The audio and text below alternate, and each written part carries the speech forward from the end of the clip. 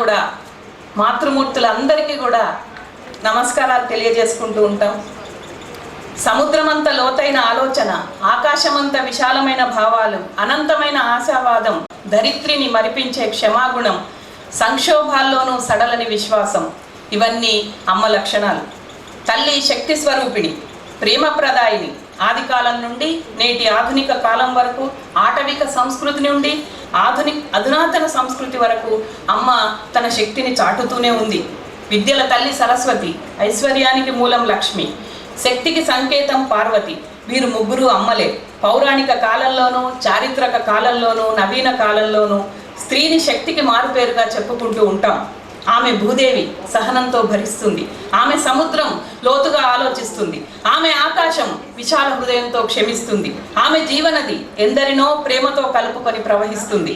ఆమె సమస్త ప్రకృతి, చిగురిస్తుంది, పుష్పిస్తుంది, ఫలిస్తుంది. ఈ ప్రపంచానికి మూలం ఆమె. ఈ సమస్త జగత్తులోని అమ్మలందరికీ ఈ అమ్మల రోజున శిరస్సు వంచి నమస్కరిస్తున్నాం.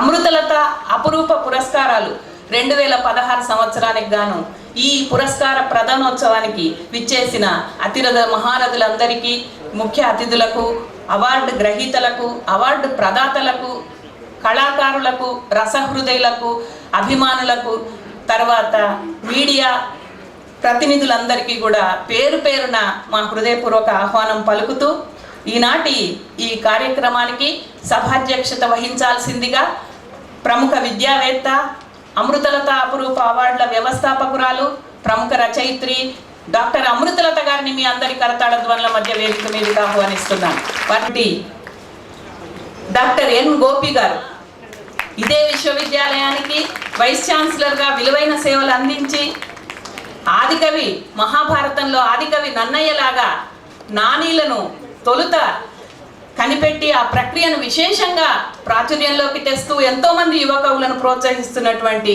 ప్రముఖ కవి, జలగీతం వంటి గొప్ప లాంగ్ పోయం రాసినటువంటి, అలాగే తంగేడు పూలు ఆ సబ్జెక్టుతో మొట్టమొదటగా రాసినటువంటి ప్రముఖ కవి డాక్టర్ ఎన్ గోపి గారికి హృదయపూర్వక స్వాగతం తెలియజేస్తున్నాం. ఈనాటి కార్యక్రమానికి ఎంతో సహృదయతో మేము పిలవగానే వచ్చేసినటువంటి అమ్మలగన్న అమ్మ, సినిమాల్లో స్త్రీ పాత్రలు ఎంత శక్తివంతంగా ఉండాలో, ఎంత పరిధి దాకా వెళ్ళాలో ఆ ఎల్లలన్నీ దాటేసి మన తెలుగువారి జెండా ఢిల్లీ దాకా, ఇతర దేశాల్లో కూడా చాటి చెప్పినటువంటి నటన విశారద, 3 సార్లు ఊర్వశి అవార్డు గ్రహీత డాక్టర్ శారద గారిని సగౌరవంగా వేదిక మీదకి ఆహ్వానిస్తున్నాం. పురస్కారోత్సవం అయినా అది తన ఇంటి పండుగలాగా మేము పిలవగానే ఎంతో సహృదయతో విచ్చేసేటువంటి తొలి సినీ నేపథ్య గాయని, 86 ఏళ్ల వయసులో కూడా ఇదే వేదిక మీద 2 నిమిషాలు నిలబడి పాట పాడగలిగినటువంటి సత్తా ఉన్న స్త్రీ శక్తికి మారు పేరు శ్రీమతి రావు బాలసరస్వతి దేవి గారిని ఆత్మీయ అతిథిగా విచ్చేసిన వారిని సగౌరవంగా వేదిక మీదకి ఆహ్వానిస్తూ ఉన్నాం.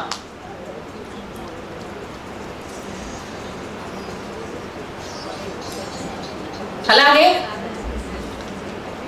అమృతలత గారు 6 సంవత్సరాల క్రితం విభిన్న రంగాల్లో కృషి చేసినటువంటి మహిళలకు, ముఖ్యంగా అభినయం, నృత్యం మరియు నవల రచన, ఈ 2 రంగాల్లోనే మొట్టమొదటి అవార్డు స్థాపించడం జరిగింది.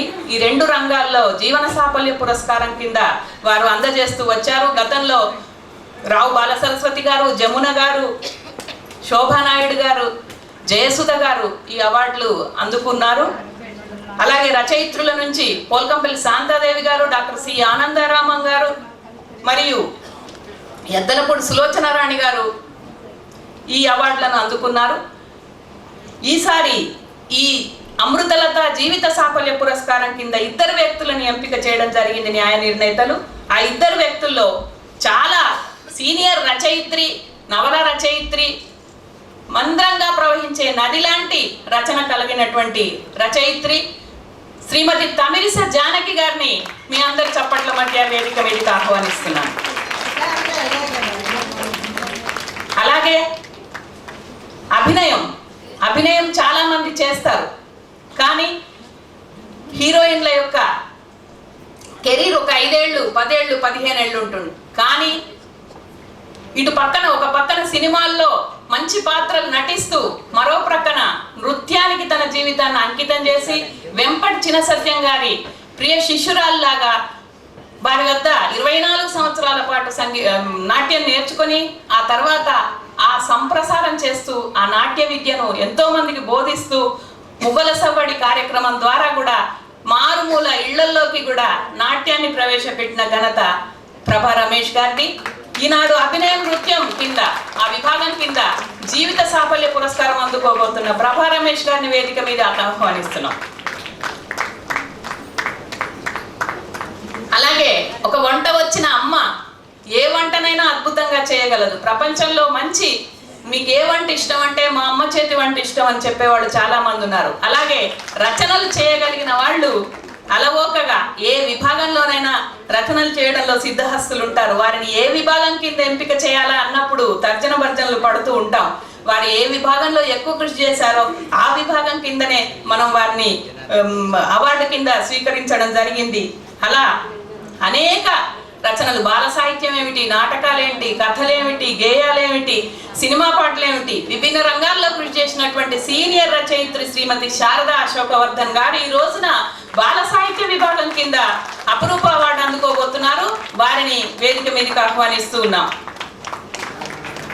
మన ఇళ్లలో టీవీలు ఇలా ప్రవేశించక ముందు, మన జీవితాలను ఎక్కువ భాగం ఫేస్బుక్లు, వాట్సాప్లు కమ్ముకోక ముందు మనం ఆకాశవాణిని ఎంతో ఇష్టంగా, ఎంతో ఆప్యాయంగా మన స్నేహితురాల్లాగా భావించేవాళ్ళం.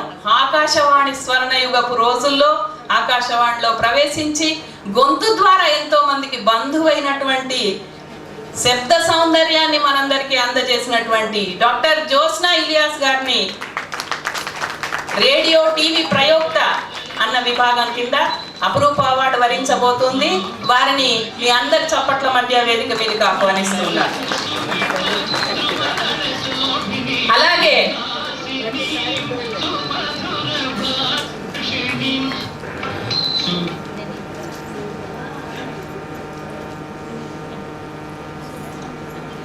ఇక ఎన్నెన్నో వర్ణాలు అని ఒక సినీ కవి రాశాడు. ఈ వర్ణాలన్నీ కలిపితే ఒక శ్వేత వర్ణం. ఈ జీవితంలో క్యాన్వాస్ మీద రంగులు ఎన్నో, కానీ జీవితంలో ఉన్నటువంటి వర్ణాలు కూడా అనేకం. ఆ వర్ణాలని పసిగట్టి కనిపెట్టి క్యాన్వాస్ మీద విస్తరింపజేసి ఎంతో మంది రసహృదయులకు ఆనందాన్ని కలిగించినటువంటి ప్రముఖ చిత్రకారిణి, అనేక అవార్డులు గెలుచుకున్నటువంటి అంజని రెడ్డి గారు ప్రముఖ చిత్రకారిణి. వారు ఈరోజు చిత్రలేఖనం విభాగం కింద అపురూప అవార్డు అందుకోబోతున్నారు. వారికి వేదిక స్వాగతం పలుకుతోంది.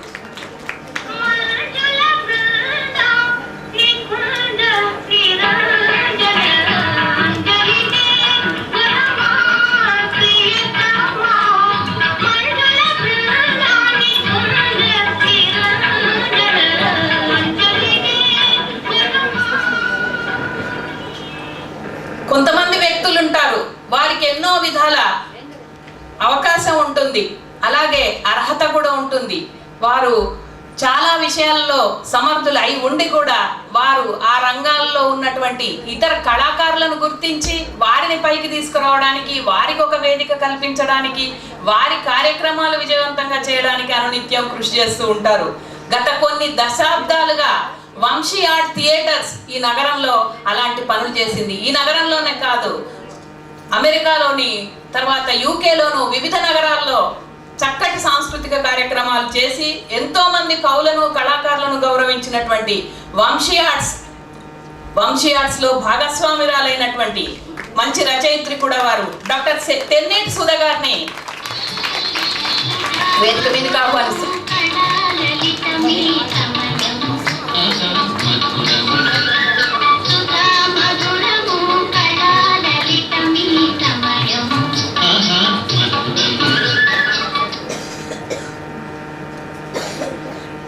తాను స్వయంగా రచయిత్రి అయి ఉండి, తాను స్వయంగా కవయిత్రి అయి ఉండి ఇతర రచనలను, ఇతర రచయిత్రులను, అలాగే ఇతర కవులను, కవయిత్రులను పరిచయం చేస్తూ, ఇంటర్వ్యూలు చేస్తూ, దృశ్య శ్రవణ మాధ్యమాల్లోనూ రచనా మాధ్యమంలోనూ వారికి విశేషమైనటువంటి ప్రచారం కల్పించి చక్కటి విశ్లేషకురాలిగా, అలాగే స్త్రీలలో సంపాదకులు తక్కువ, మంచి సంపాదకత్వం వహించి జర్నలిజంలోనూ విశేష కృషి చేసినటువంటి డాక్టర్ కేబి లక్ష్మి స్నేహ పాత్రురాలు.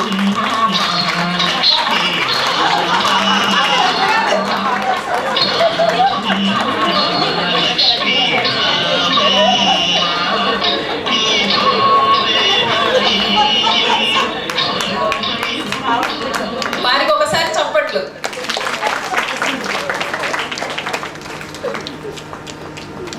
కొందరికి జీవితం ఒక పోరాటం. వారు సౌకర్యవంతంగా ఉన్నారా, వారికి అన్ని సౌకర్యాలు అందాయా లేదా, మంచి జీవితం అనుభవిస్తున్నారా అని వాళ్ళు ఎప్పుడు కూడా చూసుకోరు. వారు కవిత్వం ద్వారా కానీ, న్యాయ పోరాటాల్లో కానీ, జీవితంలో కానీ ఇతరుల కోసం మాత్రమే ఉద్యమ స్ఫూర్తితో పనిచేస్తూ ఉంటారు. తను స్వయంగా కవయిత్రి, రచయిత్రి అయి ఉండి కూడా ఉద్యమ స్ఫూర్తితో ఖమ్మం జిల్లాలోనే కాదు రాష్ట్రం అంతటా విశేషంగా కృషి చేస్తున్నటువంటి జ్వలిత. వారి పేరు విజయ్ కుమారి, కానీ వారు జ్వలిత.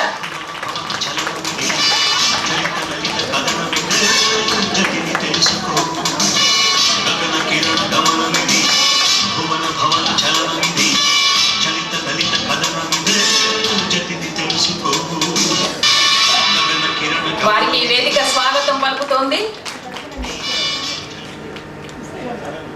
అలాగే నిప్పులు చెరిగే ఎండల్లో అప్పుడప్పుడు కొంచెం చల్లగాలి వీస్తే, అలాగే ఎండాకాలం తర్వాత సన్నగా చినుకులు పడుతూ ఉంటే, అలాగే కొంచెం తేనెలో జీడిపప్పులు అవి కలుపుకొని తింటే కలిగే ఆనందం వేరు.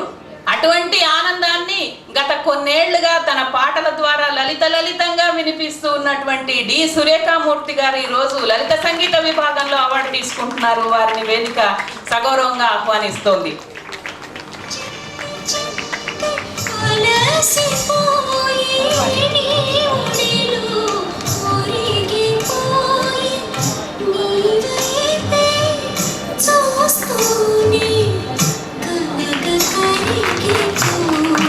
వారి అనుమతితో వారి పాటతోనే వారికి స్వాగతం చెప్పాం.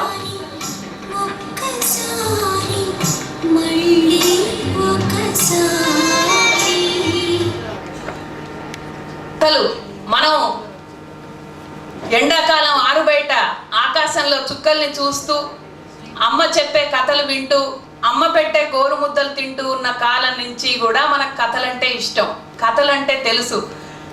ప్రతి సినిమాలోనూ కథ ఉంది, కథలోనూ కథ ఉంది, నవలలోనూ కథ ఉంది. అటువంటి అద్భుతమైన కథలు ఎన్నో అందించి దేశ భాషల్లో 21 భాషల్లో తన కథలు అనువాదం పొందినటువంటి శ్రీవల్లి రాధిక గారు ఎన్నో అవార్డులు కథా విభాగం కింద గెలుచుకున్నారు. అటువంటి శ్రీవల్లి రాధిక గారిని కథా విభాగం కింద ఈరోజు అపురూప అవార్డు వరించబోతోంది. వారికి వేదిక స్వాగతం పలుకుతుంది.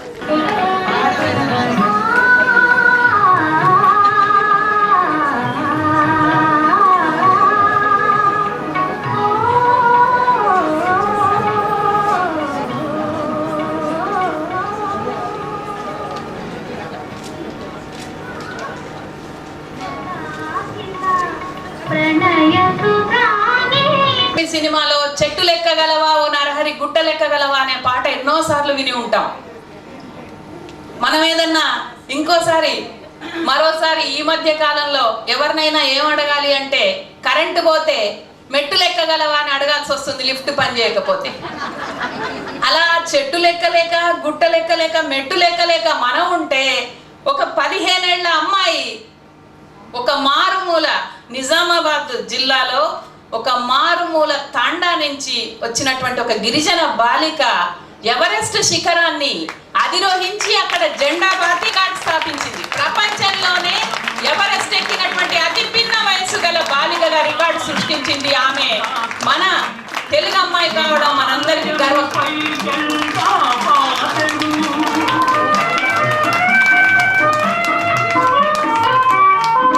హిమాలయముపై జెండా పాతెను, ఆకాశంలో షికారు చేసెను.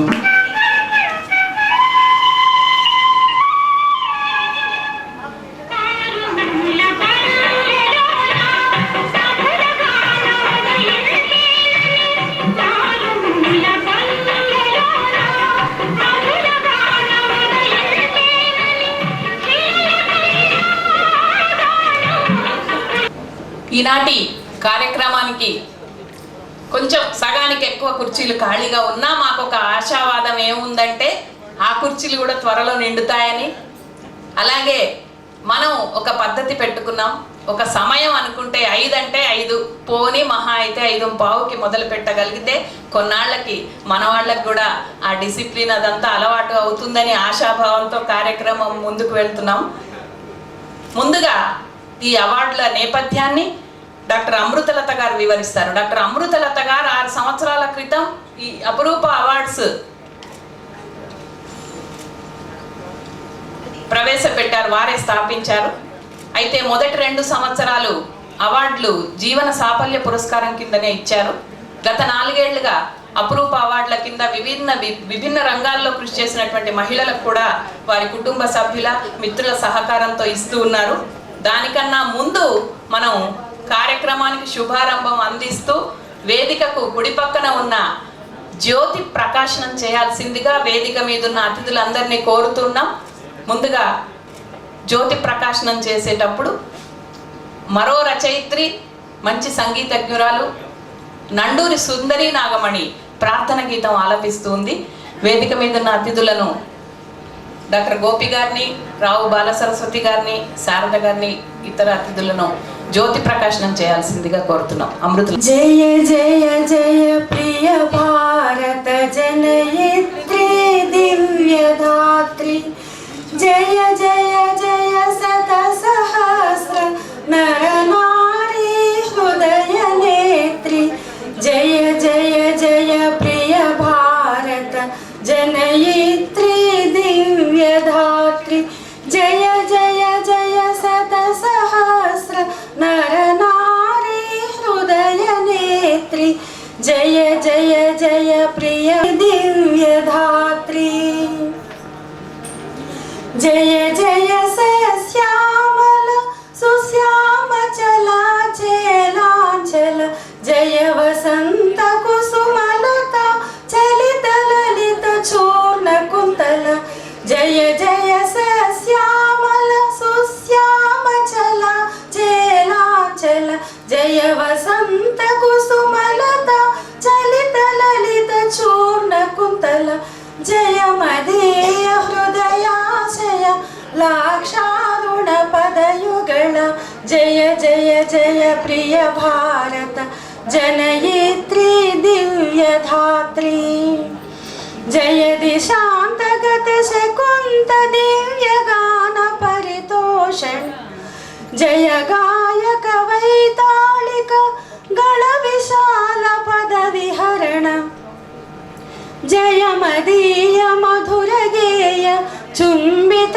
సుందర చరణ, జయ జయ జయ ప్రియ భారత జనయిత్రి దివ్యధాత్రి, జయ జయ జయ శత సహస్ర నర నారీ హృదయ నేత్రి, జయ జయ జయ ప్రియ భారత జనయిత్రి దివ్యధాత్రి.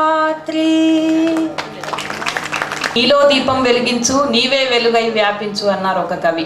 అలా ఒక దీపం తిమిరంతో సమరం చేసి మనలోని బయట ఉన్న చీకట్లని, మన లోపల ఉన్న చీకట్లని కూడా పోగొట్టాలని కోరుకుంటూ ఒక శుభారంభం దీప ప్రకాశనంతో అందించారు. ఇప్పుడు ఈ అవార్డుల నేపథ్యం గురించి అవార్డుల వ్యవస్థాపకురాలు డాక్టర్ అమృతలత తెలియజేస్తారు.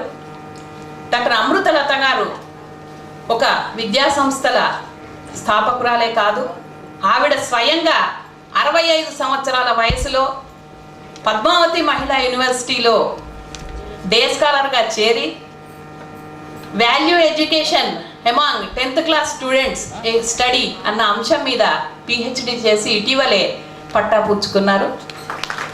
ఆ పద్మావతి యూనివర్సిటీలో అది వాళ్ళ విశ్వవిద్యాలయ చరిత్రలోనే ఫస్ట్ టైం అట 65 సంవత్సరాల వ్యక్తి మహిళ పిహెచ్డి తీసుకోవడం.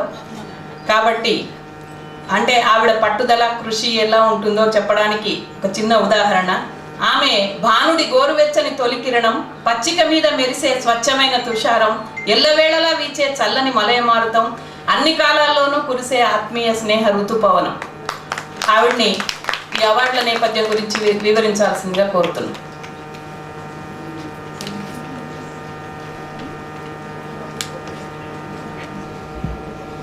విద్యారంగంలో, సంగీత సామ్రాజ్యంలో, సినీ వినీలాకాశంలో వినుతికెక్కి చరిత్ర సృష్టించిన లెజెండ్స్ డాక్టర్ ఎన్ గోపి గారు, శ్రీమతి రావు బాల సరస్వతీదేవి గారు, డాక్టర్ ఊరశ్రీ శారద గారు, అమృతలత జీవిత సాఫల్య పురస్కార గ్రహీతలైన తమిళ జానకి గారికి, ప్రభా రమేష్ గారికి, అపురూప అవార్డు గ్రహీతలైన శ్రీమతి శారద అశోక్ వర్ధన్ గారికి, శ్రీమతి జ్యోత్స్న ఇలియాస్ గారికి, శ్రీమతి అంజని రెడ్డి గారికి, శ్రీమతి తెన్నేటి సుధా గారికి, శ్రీమతి కేబి లక్ష్మి గారికి, శ్రీమతి జ్వలిత గారికి, శ్రీమతి సురేఖ మూర్తి గారికి, శ్రీమతి వి సంధ్య గారు రాలేదు, శ్రీమతి శ్రీవల్లి రాధిక గారికి, శ్రీమతి కుమారి మాలవతి పూర్ణ గారికి, సభకు విచ్చేసిన అతిరథ మహారథులందరికీ నమస్కారం.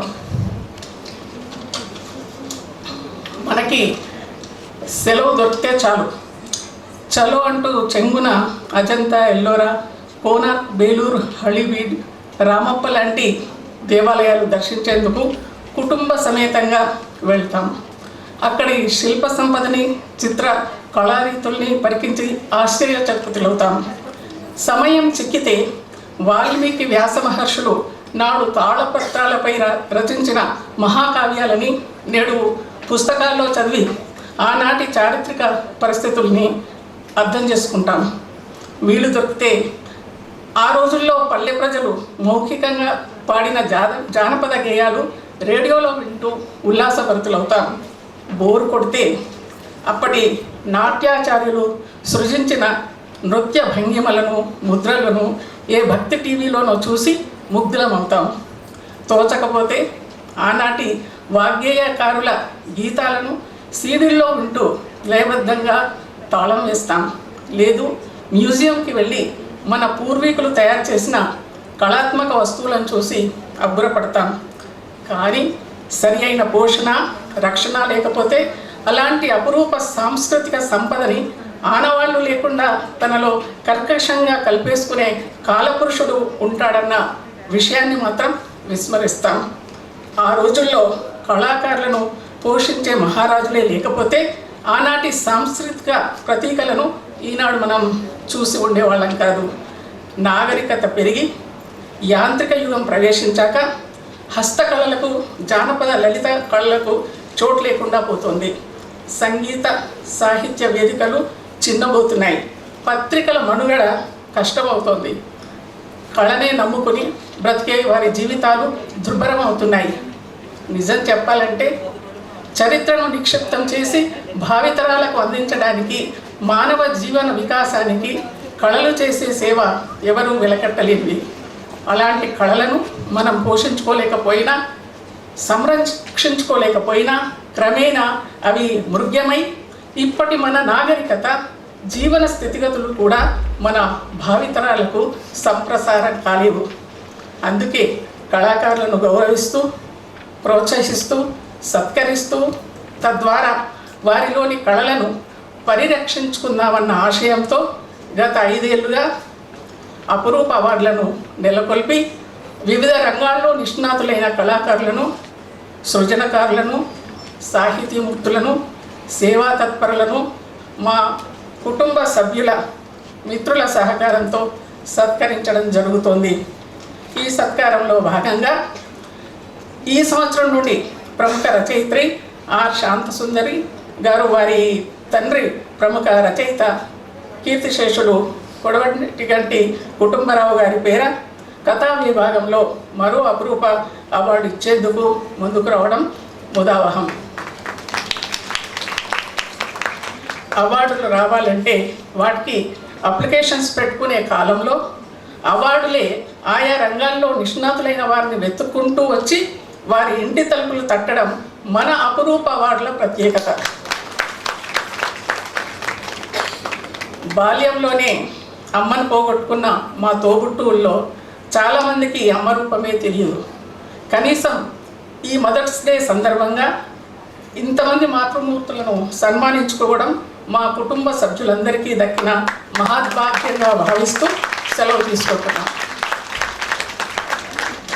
తీసుకున్న వాళ్ళకి ఒక మధుర జ్ఞాపకంగా మిగిలి ఉండేలాగా వారి రంగంలో వారు చేసినటువంటి కృషి వ్యాసాల రూపంలో రచించి దాన్ని అభినందన పేరుతో ఒక పుస్తకంగా తీసుకురావడం మనం ఒక సంప్రదాయంగా పెట్టుకున్నాం. ఇవాళ మన వేదిక మీద ఉన్న ముఖ్య అతిథి డాక్టర్ ఎన్ గోపి గారు మరియు విశిష్ట అతిథి శారద గారు మరియు రావు బాలసరస్వతీదేవి గారి చేతుల మీదుగా ఆ అభినందన పుస్తకాన్ని ఆవిష్కరింపజేయడం జరుగుతుంది. ఈ పుస్తకానికి సంపాదక వర్గంగా ఉన్నటువంటి డాక్టర్ అమృతలత గారు మరియు నెల్లుట్ల రమాదేవి అను నేను మరియు కిరణ్ బాల, తుర్లపాటి లక్ష్మి నలుగురు ఈ కార్యక్రమంలో పాల్పంచుకోవాల్సిందిగా కోరుతున్నాం. అలాగే గౌరవనీయులు శంకర్ గారు మరియు మేకారామస్వామి గారు కూడా తదుపరి అంటే వారు మీడియా సంబంధించినటువంటి వ్యవహారం చూశారు, వారు కూడా మా తర్వాత వేదిక మీదకి రావాల్సింది కోరుతున్నాం. ముందు అభినందన ప్రత్యేక సంచిక ఆవిష్కరణ.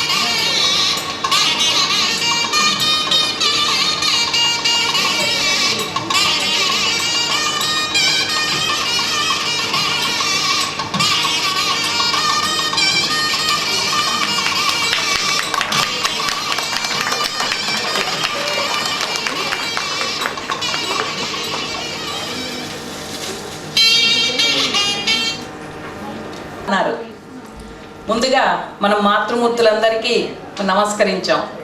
అలాగే పితృదేవోభవ అన్నారు. ఈ సభలో ఉన్నటువంటి అమ్మ హృదయం ఉన్న మగవాళ్ళందరికీ కూడా నమస్కారాలు తెలియజేసుకుంటున్నాం.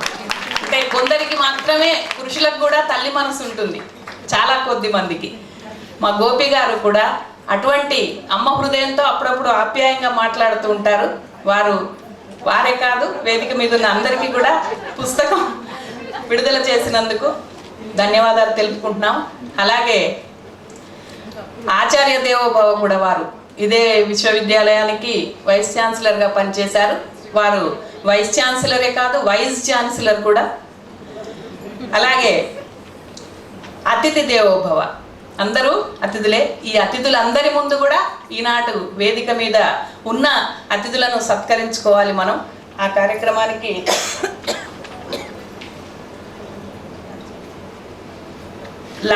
లండన్లో సౌత్ వేల్స్ కొండలు ఉన్నాయి. ఆ సౌత్ వేల్స్ కొండల్లో ఒకసారి ఒక రాజకుటుంబానికి చెందినటువంటి స్త్రీ ప్రయాణం చేస్తూ ఉంది.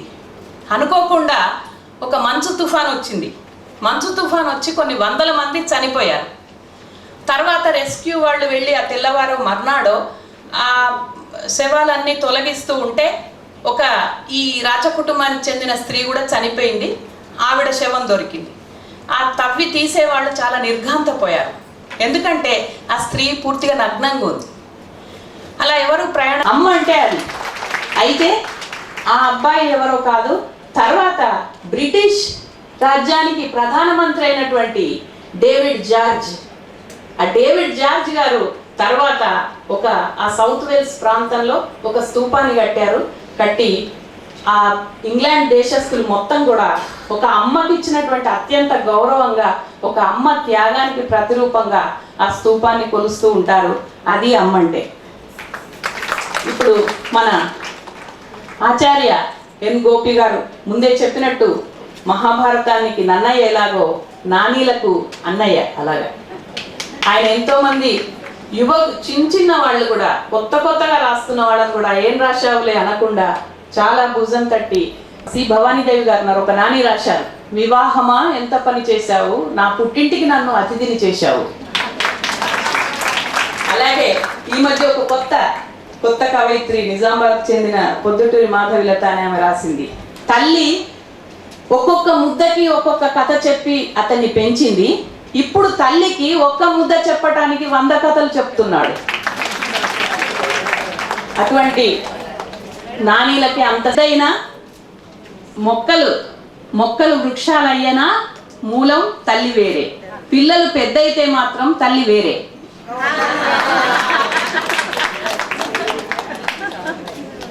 కాబట్టి ఇంకా చాలా మంది ఉండుంటారు, మావి చెప్పుకోవడం కాదు. అలాంటి గోపి గారిని మనం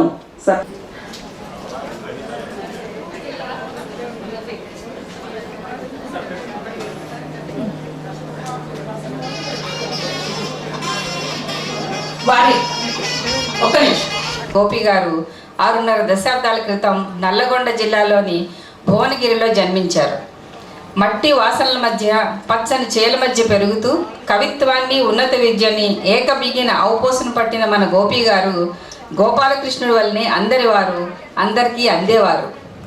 డిగ్రీ పీజీ స్థాయిల్లో బంగారు పథకాలు అందుకున్న గోపి గారు ఉస్మానియా విశ్వవిద్యాలయంలో అధ్యాపక వృత్తిలో ప్రవేశించి ప్రొఫెసర్గా, హెడ్ ఆఫ్ ది డిపార్ట్మెంట్గా, డీన్గా ఉన్నత పదవులు నిర్వహించారు. శ్రీ పొట్టి శ్రీరాములు తెలుగు విశ్వవిద్యాలయ వైస్ ఛాన్సలర్గా 99 నుండి 2002 వరకు పనిచేస్తూనే ద్రవిడ కాకతీయ విద్యాలయాల వైస్ ఛాన్సలర్గా కూడా అదనపు బాధ్యతలు నిర్వహించారు. అనేక జాతీయ అంతర్జాతీయ సెమినార్ నుంచి నానీల నాన్నగా ప్రసిద్ధి పొందారు. వీరి నానీలు ఇప్పటి వరకు 11 భాషల్లోకి అనువదింపబడ్డాయి. వీరి బాటలో 300 నానీల సంపుటాలు వెలువడ్డాయి. మరో 1000 మంది కవులు వీరిచ్చిన ప్రోత్సాహంతో నానీల రచన చేస్తున్నారు. ఎల్లలు లేని బహుముఖ్యమైన ప్రతిభ శ్రీ గోపి గారిది. ఇప్పటి వరకు ఆయన రచించి వెలువరించిన 48 పుస్తకాలలో 20 కవితా సంపుటాలున్నాయి. ఇంకా విమర్శన గ్రంథాలు, యాత్రా చరిత్రలు వంటి అనేక ప్రక్రియల్లో వారు పసిడి పంటలు పండించారు. డాక్టర్ గోపి గారు రచించిన ప్రజాకవి వేమన పరిశోధన గ్రంథానికి PhD లభించింది. ఈ పరిశోధన ప్రామాణికమైన పరిశోధనగా తెలుగు సాహిత్యంలో అత్యున్నత స్థానాన్ని సంపాదించింది. 1730 నాటి వేమన పద్యాల చేతి వ్రాత ప్రతిని ప్యారిస్లోని కింగ్స్ లైబ్రరీ నుంచి సేకరించిన పరిశోధన తృష్ణ వారిది. ఈ గ్రంథం ఇప్పటి వరకు 7 సార్లు పునర్ముద్రణ పొందడం వారి రచనా పటిమకు, విద్వత్తుకు నిదర్శనం. డాక్టర్ గోపి గారు అంతర్జాతీయ కవి. ఆయన రచనలు 23 భారతీయ భాషల్లోకి, నేపాలీ, రష్యన్, పర్షియన్ వంటి విదేశీ భాషల్లోకి అనువదింపబడి విశేష ప్రాచుర్యం పొందాయి. ఇంత అధిక సంఖ్యలో ఏ ఇతర తెలుగు సాహితీవేత్త రచనలు అనువదింపబడలేదు. అది శ్రీ గోపి గారి సార్వజనీనతకు తార్కాణం. డాక్టర్ గోపి గారు నిలువెత్తు సాహితీమూర్తి. తెలుగు భాషకు సంబంధించి ఎన్నో పరిశోధన పత్రికలకు, ప్రత్యేక సంచికలకు, సంపుటాలకు ఆయన సంపాదకత్వం వహించారు. వాటిలో రాష్ట్ర ప్రభుత్వం వారి కళారత్న, శివానంద ట్రస్ట్ వారి ప్రతిభా పురస్కారం ఉన్నాయి. డాక్టర్ గోపి గారి కవితా సంపుటి కాలాన్ని నిద్రపోనివను రచనకు ప్రతిష్టాత్మకమైన కేంద్ర సాహిత్య అకాడమీ అవార్డు లభించింది. వీరి జలగీతం ప్రపంచ ప్రసిద్ధి చెందిన మహాకావ్యం. ఇది 12 భాషల్లోకి అనువదించబడింది. ఇంతటి విద్వన్మూర్తి, సాహితీ దిగ్గజం, మహాకవి ఈనాటి మన అమృతలత అపురూప అవార్డుల ప్రధానోత్సవానికి ముఖ్య అతిథిగా విచ్చేయడం మనందరికీ ఆనందదాయకం. వారికి అభినందనలు తెలియజేస్తున్నాం.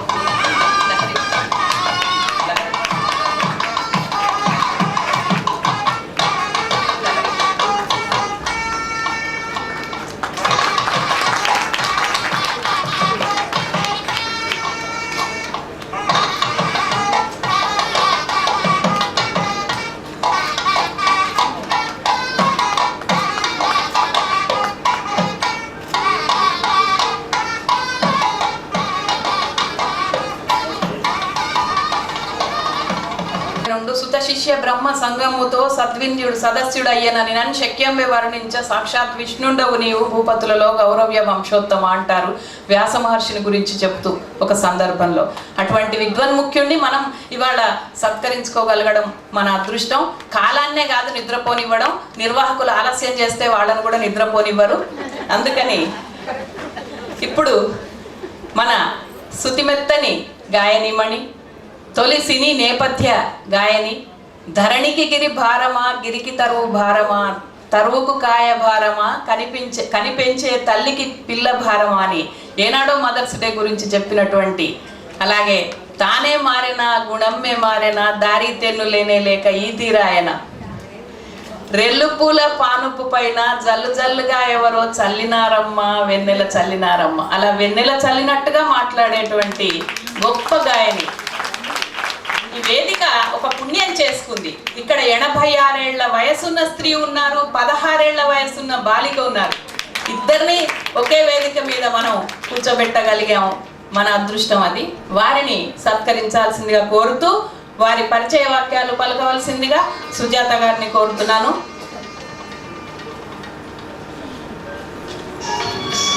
సభకి నమస్కారం. లలిత గీతమైన, ప్రైవేట్ సాంగ్ అయిన రావు బాలసరస్వతీదేవి గారి పాటలో ఒక ప్రత్యేకత ఉంటుంది. అలల గలగల ఉంది, మనకు తెలియని మధుర లోకాల కదలిక ఉంది, మనల్ని ఎక్కడికో మనోట్ల తీరాలకు తీసుకెళ్లే ఊహల ఊయల ఉంది. ఆమె స్థాయిలో ఎవరు పాడలేరు. అందుకేనేమో ఎంత పట్టుకోవాలని చూసినా అందకుండా మెత్తగా జారిపోయే పాదరసం లాంటిది ఆమె గొంతు అంటారు అమృతలత గారు. తన కోసమే కవులు పాటలు రాశారా అన్నట్టుగా, ఆ సాహిత్యం కోసమే ఆమె పాడారా అన్నట్టుగా అత్యంత అద్భుతంగా ఉంటాయి ఆమె పాటలు. చలిగాలి వీచింది తెల్లవారబోతోంది అని, ఎంతటి ఎండాకాలమైనా ఈ పాట వింటుంటే ఓ చలిగాలి ఎక్కడి నుంచో వచ్చి హృదయాల్ని స్పృశించినట్టుగా ఉంటుంది. ఇక లాలి పాటలు, జోల పాటలు సరే సరే. ఆమె పాడిన హాయమ్మ హాయి మా పాపాయి, బంగారు పాపాయి బహుమతులు పొందాలి, ఆ గొంతులోని లాలనకి శ్రోతలు నిలువెల్లా కరిగిపోతారు. పండు ముసలాలైనా సరే అమ్మ కొంగుచ్చుకు పరిగిడే పసిపాపలైపోతారు.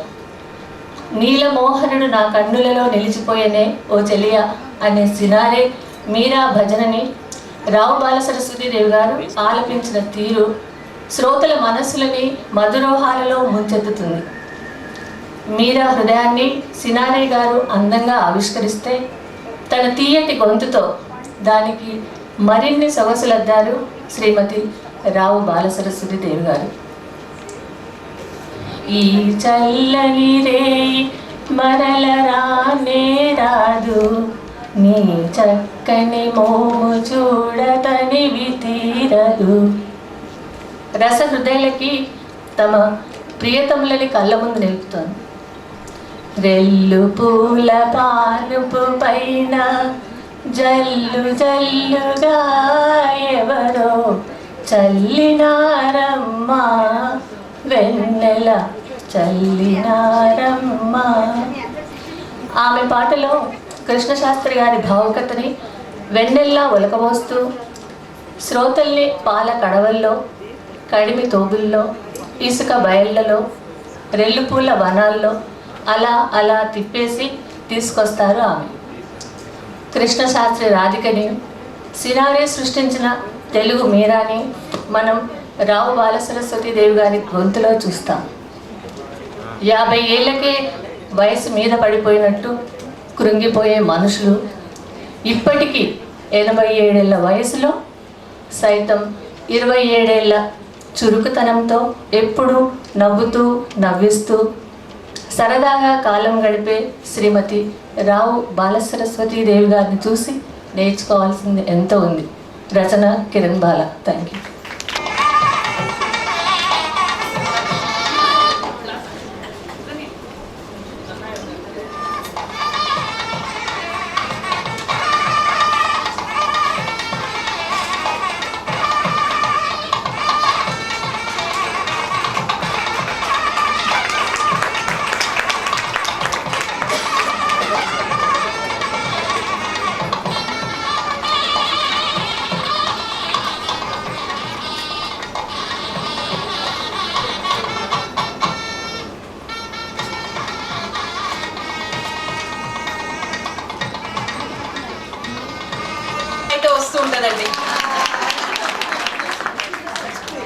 ఎన్నో అమ్మ పాత్రలు, తన చిన్న వయసులోనే అమ్మ పాత్రలు పోషించినటువంటి గొప్ప నటీమణి.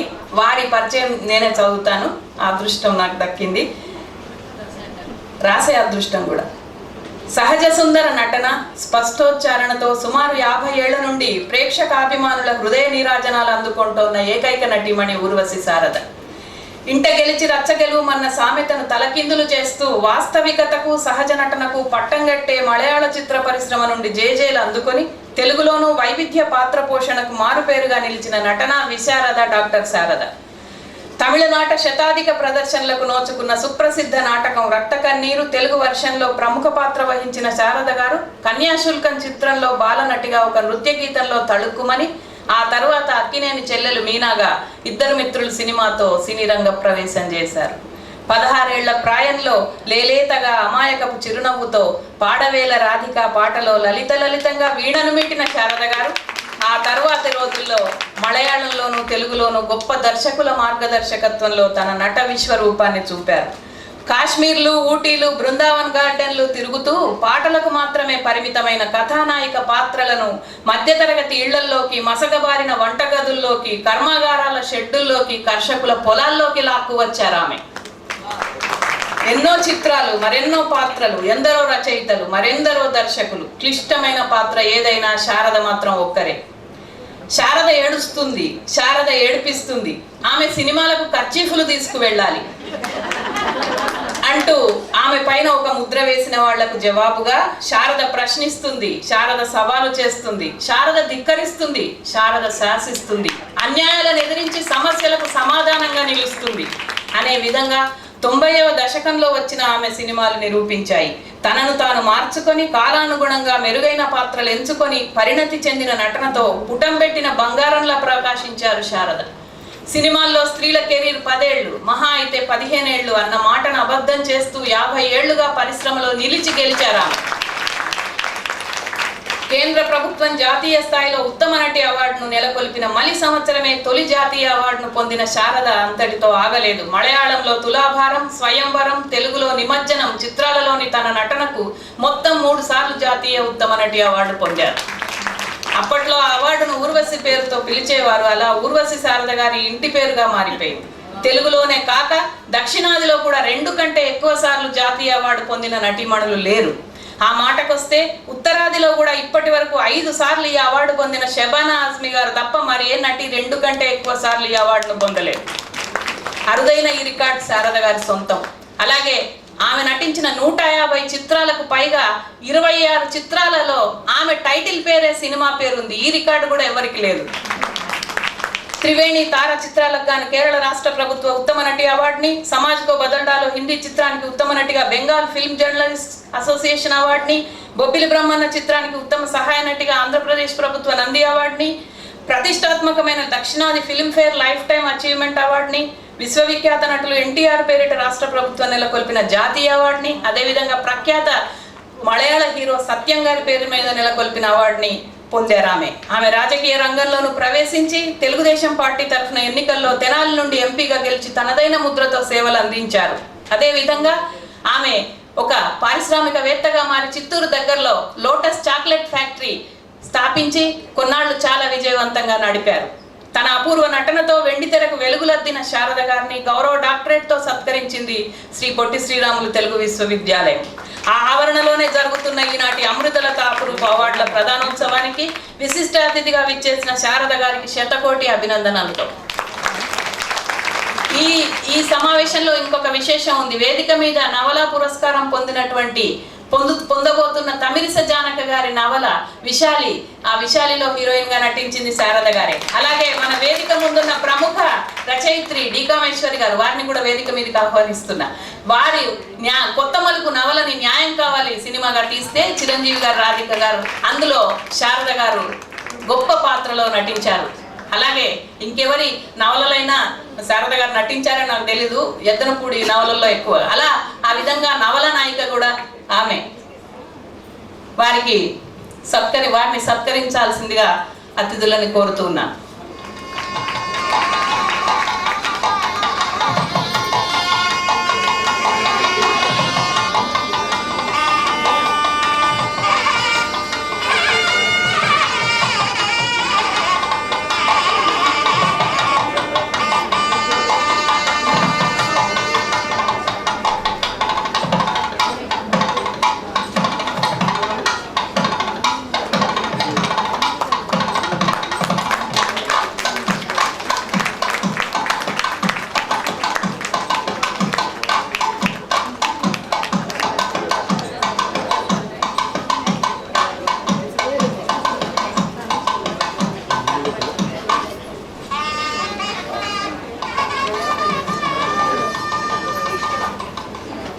తమిళిసై జానకి గారు.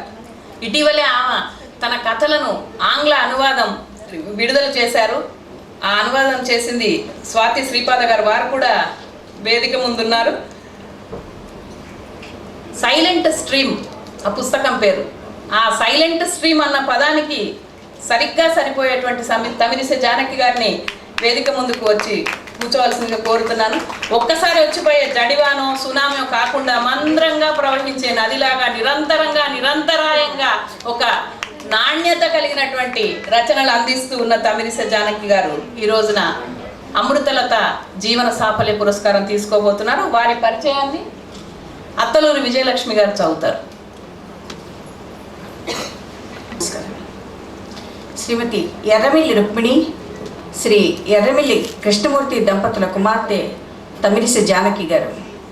వీరు కృష్ణా జిల్లా మచిలీపట్నంలో జన్మించారు. బిఏ పట్టభద్రులైనారు. వీరు రాసిన మొట్టమొదటి కథ యువ మాసపత్రికలో వచ్చింది.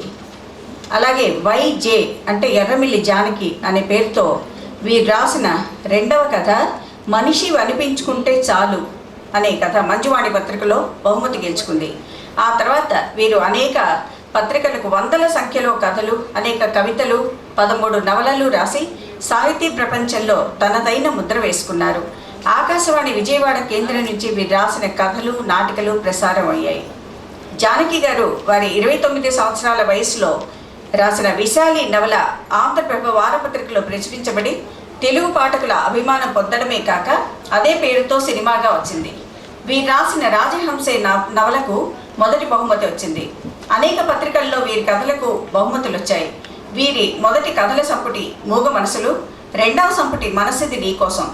సుమారు 200 కథలు, 15 నవలలు రాసిన జానకి గారు నిగర్వి నిరాడంబరాలు. మెత్తటి మనసు, మృదువుగా మాట్లాడుతూ అందరితో ఎంతో ఆప్యాయంగా ఉంటారు. వీరి కథలు తమిళ, కన్నడ, హిందీ భాషల్లో కూడా అనువదించబడ్డాయి.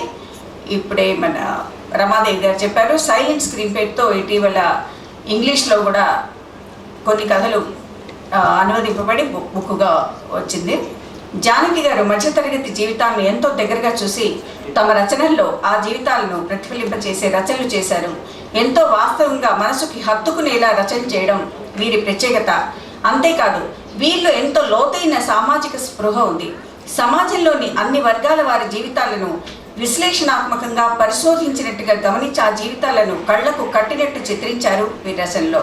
అందుకే డాక్టర్ కెవి కృష్ణకుమారి గారు వీరి మరొక తలుపు కథా సంపుటికి ముందు మాట రాస్తూ వీరిని నిశ్శబ్ద మేధావి అన్నారు. గృహలక్ష్మి స్వర్ణకంకణం, సిలికానాంధ్ర వారి సత్కారం, పొట్టి శ్రీరాములు తెలుగు విశ్వవిద్యాలయం వారి ధర్మనిధి పురస్కారం, ఉత్తమ రచయిత్రి ప్రతిభా పురస్కారం, మేళ చెరువు సుజాత స్మారక పురస్కారం, వరంగల్ శ్రీలేఖ సాహితీ పురస్కారం, లేఖిని మహిళా చైతన్య సంస్థ, జ్యోత్స్న కళాపీఠం, విశ్వ సాహితీ, సఖ్య సాహితీ, వంగూరి ఫౌండేషన్, వంశీ ఆర్ట్స్ ఇంకా అనేక పురస్కారాలు వీరిని వరించాయి. వీరు సిలికానాంధ్ర వారి వెబ్ మాసపత్రిక ఎడిటోరియల్ బోర్డులో మెంబర్ కూడా. ఎదిగిన కొద్దీ ఒదగమని అన్నట్టుగా రచయిత్రిగా ఎంత ఎదిగినా వ్యక్తిగా ఎంతో సాత్వికంగా కనిపించే తమిళిసై జానకి గారికి నేడు అపురూప అమృతలత అవార్డు ఇవ్వడం అభిలషణీయం, అభినందనీయం. వేదిక ముందున్న కృష్ణకుమారి గారు, వారు కూడా ప్రముఖ రచయిత్రి, జానకి గారి సోదరి, వారు కూడా వేదిక మీదకి రావాల్సింది కోరుతున్నాం. అలాగే కొండవీటి సత్యవతి గారు, వారిని కూడా వేదిక మీద పాల్పంచుకోవాల్సింది కోరుతున్నాం. అలాగే ముదిగంటి సుజాత రెడ్డి గారిని, ముదిగంటి సుజాత రెడ్డి గారు తొలి అమృతలత జీవన సాఫల్య పురస్కారం అందుకున్నారు. వారు కూడా సభలో ఉన్నారు. వారిని వేదిక మీదకి రావాల్సింది కోరుతున్నాం.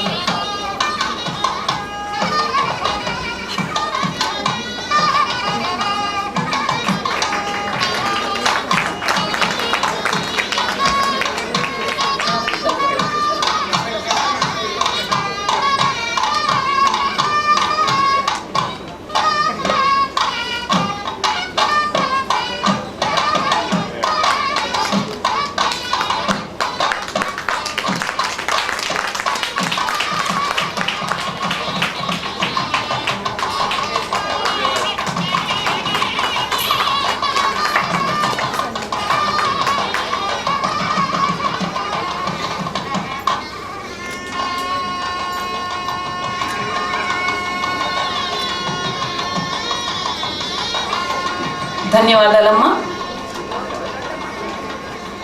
కలిగి అంటే నటన, నాట్యం మరియు అధ్యాపకత్వం, వ్యాఖ్యానం ఇటువంటి ఎన్నో మంచి లక్షణాలు కలిగి అభినయం, నృత్యం విభాగం కింద అమృతలత జీవన సాఫల్యం పురస్కారం అందుకోబోతున్న ప్రభా రమేష్ గారిని వేదిక ముందున్న ఆసనంలో ఆహ్వానిస్తున్నా. ఎందుకంటే ఈ మధ్యకాలంలో కెవ్వు కేకలును, నీ సోకు చూస్తే నా కాకరేగే లాంటి పాటలు చిన్నపిల్లలతో చేయిస్తున్నాం డి ఆట అనుకుంటూ. అలాంటి పోటీ టైంలో దూరదర్శన్లో మువ్వల సవ్వడి పేరుతో చిన్న చిన్న పిల్లలు దేశంలో విభిన్న రాష్ట్రాల నుంచి వచ్చినటువంటి కళాకారులను వారిని పరిచయం చేస్తూ పిల్లలకి వారి ద్వారా మంచి మాటలు చెప్పిస్తూ తను మధ్య మధ్య చెబుతూ ఎంతో జనరంజకంగా ఆ కార్యక్రమాన్ని 2 సంవత్సరాలు నడిపి మళ్ళీ ఇప్పుడు అది రిపీట్ అవుతుంది. అటువంటి గొప్ప కార్యక్రమం చేశారు ప్రభా రమేష్ గారు. వారి పరిచయం ప్రభాదేవి గారి నోట విందాం. నమస్కారం. తన అద్భుత నృత్య కౌశలంతో పరిణితి చెందిన ప్రదర్శనలతో కళారత్న శ్రీమతి ప్రభ వీక్షకులకు నయనానందం, హృదయానందం కలగజేస్తూ గత 4 దశాబ్దాలుగా నాట్య ప్రస్థానం కొనసాగిస్తున్నారు.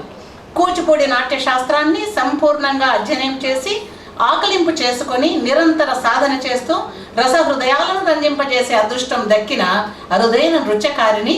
ఆ నాట్య విద్యను ఔత్సాహికులైన విద్యార్థులకు బోధిస్తోన్న నాట్య గురువు. సినీ రంగంలోనూ టీవీ మాధ్యమంలోనూ తన ప్రభను విస్తరింపజేసిన ప్రతిభాశాలి శ్రీమతి ప్రభా రమేష్.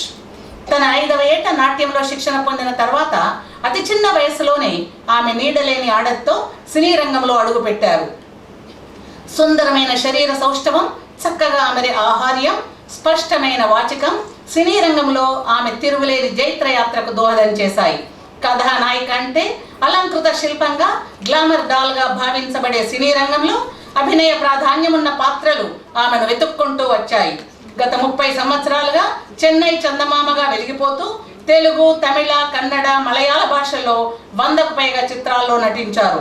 జయత్రయం కథానాయకులు రాజ్యమేలుతున్న రోజుల్లో కూడా ప్రభగారు తన ప్రతిభతో ప్రత్యేక స్థానాన్ని నిలబెట్టుకున్నారు. 3 పాటలు 6 మాటలకే పరిమితం అవ్వకుండా విలక్షణమైన నటనకు, స్పష్టమైన సంభాషణ ఉచ్చారణకు మారుపేరుగా నిలిచారు. శాస్త్రీయ నృత్యం పట్ల అభిలాష, తీవ్రమైన తపన కలిగిన ప్రభగారు ఒక ప్రక్క సినిమాలో నటిస్తూనే ప్రముఖ నాట్యాచార్యులు వెంపటి జనసత్యం గారి వద్ద నృత్యాన్ని అభ్యాసించారు. శ్రీనివాస కళ్యాణంలో లక్ష్మీదేవి, పద్మావతిగా, అర్ధనారీశ్వరంలో గౌరిగా, శ్రీకృష్ణ పారిజాతం, రుక్మిణీ కళ్యాణంలో సత్యభామ, శ్రీకృష్ణుడు రుక్మిణులుగా, రామాయణంలో అహల్యగా, హరవిలాసంలో దాక్షాయణిగా, క్షీరసాగర మదనంలో మోహినిగా, అన్నమయ్యలో ఆస్థాన నర్తకిగా, నవదుర్గలో దుర్గాదేవిగా ఆమె నర్తనం, అభినయం శిఖర స్థాయిని చేరి కళాభిమానుల ప్రశంసలు అందుకుంది. తానా వారి ఆహ్వానం మేరకు అమెరికాలోని అనేక నగరాల్లో 60 రోజుల్లో 46 నృత్య ప్రదర్శనలు ఇవ్వడంతో పాటు అమెరికాలోని Corning hall dance festival, French festival, Konark dance festival, కేరళలోని Surya festival, Kuchipudi festival, Visakha Utsav, Sangeet Natak Akademi festival, south Indian dance festival, Bombay Andhra Mahasabha, silicon Andhra వారి నృత్యోత్సవం, రవీంద్ర భారతి కూచిపూడి నృత్యోత్సవం తదితర ప్రత్యేక సందర్భాలలో నాట్య ప్రదర్శనలు ఇచ్చి ఎన్నో పురస్కారాలను, సత్కారాలను పొందిన నాట్య కోవిదురాలు ప్రభా రమేష్. నృత్యాభినయ అనుభవం, నాట్యశాస్త్ర విజ్ఞానం, అద్భుతమైన వాచకంగల ప్రభగారు దూరదర్శన్ సప్తగిరి ఛానల్లో ధారావాహికంగా ప్రసారమవుతున్న మువ్వల సవ్వడి నృత్య కార్యక్రమానికి ఎంతో వన్నె తెచ్చారు. నాట్యంలో ప్రవేశం లేని సామాన్య వీక్షకుల్ని కూడా ఆ కార్యక్రమం అమితంగా ఆకర్షించడం ప్రభగారి సామర్థ్యానికి, విద్వత్తుకు నిదర్శనం.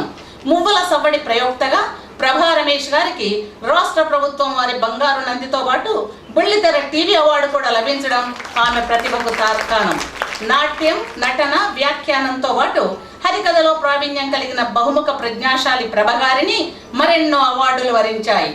తమిళ, మలయాళ చిత్రాలకు గాను ఉత్తమ నటి అవార్డులు, ఎన్టీఆర్ అవార్డు, మహానటి సావిత్రి అవార్డు, కూచిపూడి మహోత్సవంలో బెస్ట్ డాన్సర్ అవార్డు, ఆంధ్రప్రదేశ్ ప్రభుత్వం వారి ఉగాది విశిష్ట పురస్కారం, హంస అవార్డు, వీటన్నిటితో పాటు నాట్యంలో విశేష ప్రతిభకు గాను నాట్యమయూరి, కళారత్న వంటి బిరుదులు ఆమెను వరించాయి.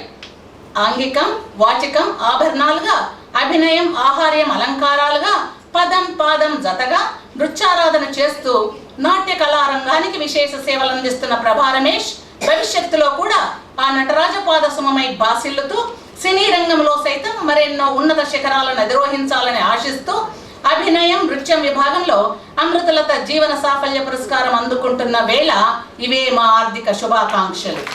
రాసిన వారు నెల్లూట్ల రమాదేవి.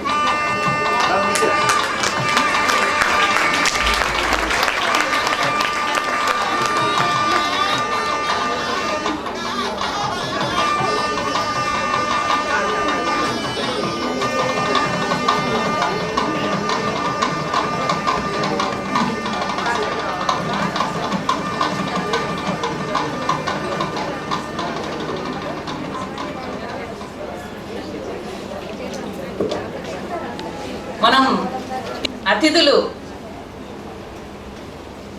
మన గురించి కానీ మన సమావేశం గురించి కానీ అవార్డు గ్రహీతల గురించి కానీ ఏం మాట్లాడతారో వినాలని మనందరికీ ఆసక్తిగా ఉంటుంది కనుక ముందు ఈనాటి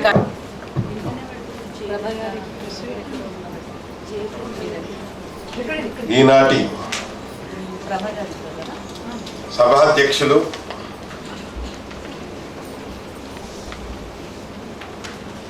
పురస్కారాల స్థాపకురాలు వదాన్య ప్రముఖ కవయిత్రి రచయిత్రి విద్యావేత్త పలు విద్యా సంస్థల ప్రమోటర్ సోదరిమణి డాక్టర్ అమృతలత గారికి ఈ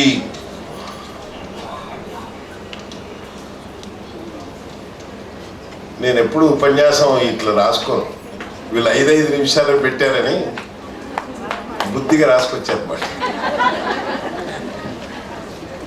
ఇక్కడ దాంట్లో ఆ సిస్టంలో మనం ఒదగాలి కదా. ఈనాటి గౌరవ అతిథి లలిత గాన సరస్వతి శ్రీమతి రావు బాల సరస్వతి దేవి ఈ వేదికను అలంకరించడం ఒక మధుర అనుభవం. ఆమె పాటలు వింటుంటేనే మన బాల్యం గడిచిపోయింది. ఇక ఈనాటి విశిష్ట అతిథి ఊర్వశి పురస్కార గ్రహీత, ఊర్వశి త్రై 3 సార్లు ఊర్వశి వచ్చినారు. భారతీయ నటీమణి నర్గీస్కి ఒకటేసారి ఊర్వశి వచ్చింది, ఆమెకు 3 సార్లు వచ్చింది. చాలా ఆశ్చర్యం. చాలా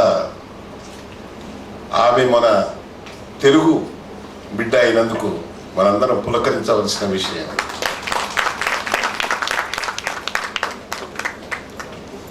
ఆమె కరుణరసానికి పెట్టింది పేరు. ఆమె కళ్ళు భవభూతి శ్లోకాలు లాంటివి అన్నాడు ఒక మహాకవి. ఈ వేదిక పైన 2 పెద్దలు, బాల సరస్వతి గారు ఒక అనుభూతి తార అయితే ఈమె ఒక అభినయ తార. 2 తారల మధ్య ఈ విశిష్టమైన కార్యక్రమం జరుగుతుంది. నాకు ఇవాళ కార్యక్రమం చూస్తుంటే ఢిల్లీలో ఏ విజ్ఞాన భవన్లోనో లేకపోతే ఓ సాహిత్య అకాడమీ ఫంక్షన్ లాగా అనిపిస్తుంది ఆ స్థాయిలో. ఇది నేను నిజంగా నేను ఇచ్చే కితాబు. ఇది ఒక అమృతలత గారికే సాధ్యం. ఎక్కడో నిజామాబాద్లో ఉండి తన ఆలోచనల్ని కార్యదీక్షను రాజధాని పట్టణానికి తీసుకొచ్చి ఇంత అందంగా ఇంత అర్థవంతంగా, ఈ అమృతలత అనే పేరు ఏ ముహూర్తంలో పెట్టారు కానీ ఈమె పట్ల అది సార్థకమైంది. అమృతం అంటే దేవతలు తాగేది అని అనుకుంటున్నాం మనం, అదట్లా ప్రచారమైంది. అమృతం అంటే నీరు అని అర్థం, పాలు అని అర్థం. ఇప్పుడైతే నీరు అయితే తప్పకుండా అమృతమే. అమృతం అంటే త్యాగ ఫలము అని కూడా అర్థం. ఫలానా వారిది అమృత హస్తం అన్నాం అనుకోండి, హీలింగ్ టచ్ అని అర్థం. అమృత హస్తం అంటే హీలింగ్ టచ్, కొందరు ముట్టుకుంటే. అమృత వాక్కులు అంటే ఇన్స్పైరింగ్ వర్డ్స్ అని అర్థం. వెరసి అమృతం అంటే చైతన్యం అని అర్థం. మృతి అంటే డెత్. అమృతము అంటే బ్రతుకు, చలనం, చైతన్యం.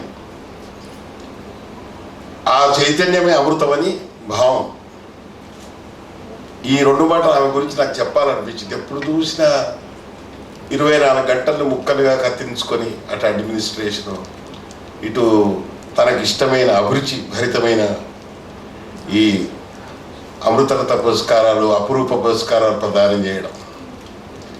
ఏ పురస్కారమైనా ఇచ్చేవారిని బట్టి, స్వీకరించే వారిని బట్టి, ఇస్తున్న సందర్భాన్ని బట్టి, ఇస్తున్న విధానాన్ని బట్టి వాటి విలువ ఉంటుంది.